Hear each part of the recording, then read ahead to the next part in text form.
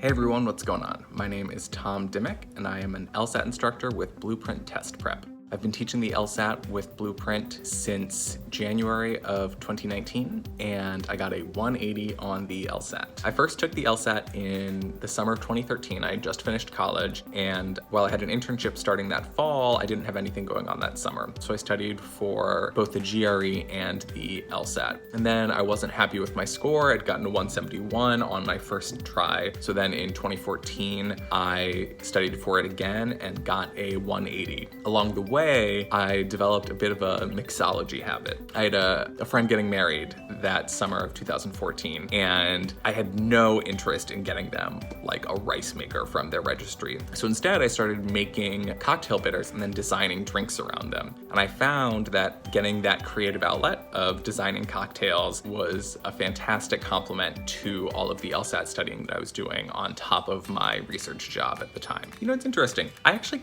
kind of connect my mixology hobby to the LSAT. On the LSAT, it's a process of repetition. You are practicing some of the same skills, but you want to be taking a different approach and tinkering and trying to see if doing something a little differently is going to lead to a better result. Why or why not? In the same way, when you're designing cocktails, you start with a base set of ingredients. You know, maybe you're thinking citrus and sugar and vodka as your base, a really simple drink. But then you're tinkering. Maybe you want to add something herbal or floral or some fizz or whatever it might be. And it's a process of experimentation and refining. And I think that that holds true in the LSAT as well. As you are learning how to study for this test, you want to be trying new things, learning what it is you should focus on, learning the basic rules and building blocks of arguments and of games, but then having that spirit of curiosity as you are practicing and refining your approach. You know, it's hard to say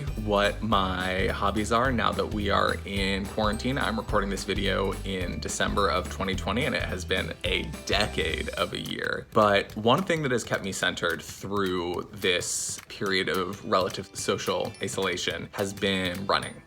I actually kind of love teaching on Zoom. I wasn't sure that I would at first because I feed off the energy in a classroom, and I was uncertain how that was going to translate to online instruction. But it's actually been a really fun challenge figuring out how to be a really effective, engaging teacher in an online classroom. Okay, this might be kind of niche, but I have a soft spot for onomatopoeia, words that sound like their own meaning, sizzle, pop, things like that. And my favorite onomatopoeia is borborygmi, which is a medical term for the sound your stomach makes when it's rumbling. And if you draw it out and pronounce it kind of funny, borborygmi, I think it totally sounds like a stomach rumble. And I'm just so delighted by the word.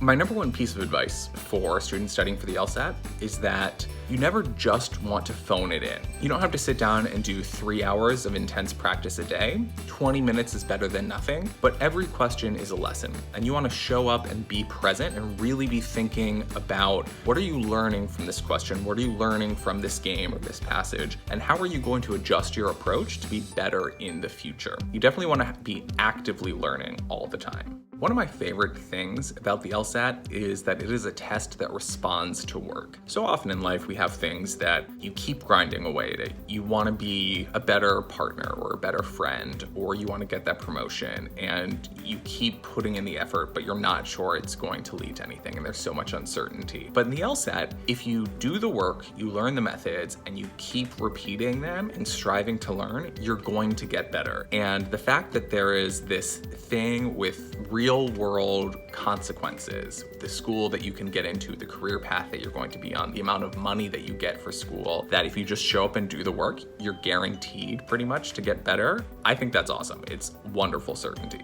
All right, and that is it from me. Good luck for all of you studying on the test. If you sign up for one of my classes, I hope to see you around, and check out all of our other videos and offerings below.